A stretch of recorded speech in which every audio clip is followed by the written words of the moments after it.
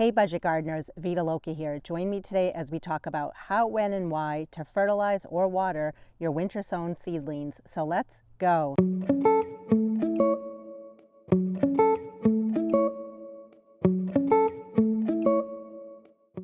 I have a whole playlist on my channel having to do with winter sowing. This video is going to focus specifically on what we need to do when it comes to watering our winter sown seedlings. Winter sowing is a set it and forget it method that uses nature's cycles to germinate seeds outdoors in mini greenhouses, such as in milk jugs. Care is very minimal until spring. And the reason is these containers, they rely on moisture. They rely on precipitation or condensation in order to keep the soil and the seeds moist. So first, let's talk about when to water. Well, initially when you're doing your winter sowing, it's important to winter sow in potting mix or some sort of a soil that is already moist, enough that when you squeeze it, it's like a wrung out sponge. And then in winter, you usually don't need to water your containers initially because they're gonna get water from snow and rain. But of course, it's gonna depend on your climate and how much moisture you get where you live.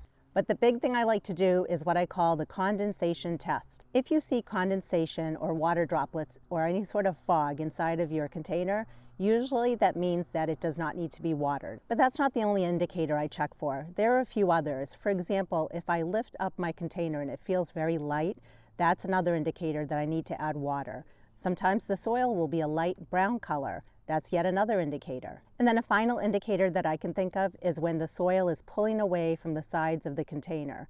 That usually means it's getting too dry in there. Now let's talk about how to water. You can use something like a spray bottle or a pump sprayer, and all you need to do is just mist gently in the top of your container where you have the hole or holes. You're basically trying to avoid dislodging the roots as well as the seeds that are inside the container. Another way you can water is by bottom watering. In other words, your containers have drainage holes in the bottom of them. So that allows those containers to wick up water. You can take your container or containers, and then you want to place your container in something that has a solid bottom. Some examples could be a cement mixer tray, or you can use a small child's pool, one of the plastic pools that you can buy for pretty cheap, and then fill it with at least 3 or 4 inches of water. Place your winter sown container or containers in there, and then the containers will start wicking up the water from below. Now let's talk about why watering is so important. Proper moisture is essential when it comes to cold stratification. That's a period of cold that allows the seeds to break dormancy. Proper moisture also supports germination as the temperatures begin to rise. In other words, if you have seeds that have not germinated yet, it is critical that you're still giving water in that container. If you don't do that, those seeds will not germinate for you. And then once you do see germination, you need to continue watering, because if you don't do that, the soil will dry out and the seedlings will die. Next, let's talk about when to fertilize. You want to wait until your seedlings have their first set of true leaves. The first leaves that you see, those are called the cotyledons. After that, you will see your first set of true leaves. At that point, it's okay to start fertilizing. And in case you're not sure what a true leaf looks like, it's going to look kind of like what the adult plant would look like. You will notice the leaves look a little different.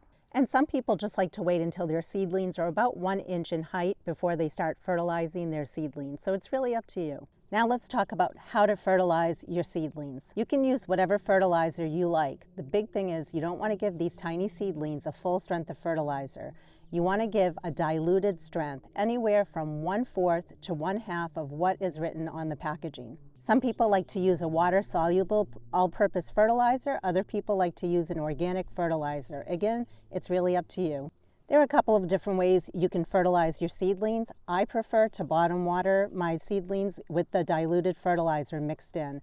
However, you can fertilize from above, but just be careful. You don't want to burn the leaves. And if you did use a potting mix that already has fertilizer mixed in, then you can omit this step. You don't need to add additional fertilizer. For a frequency, you can fertilize every 7 to 14 days up until you get your seedlings placed out in the landscape. I hope this video answered your questions when it comes to how to check for moisture in your winter sown containers, how to water them, and then how to fertilize them. If you have any further questions, please drop them down below. And until the next video, make it a great day with gardening.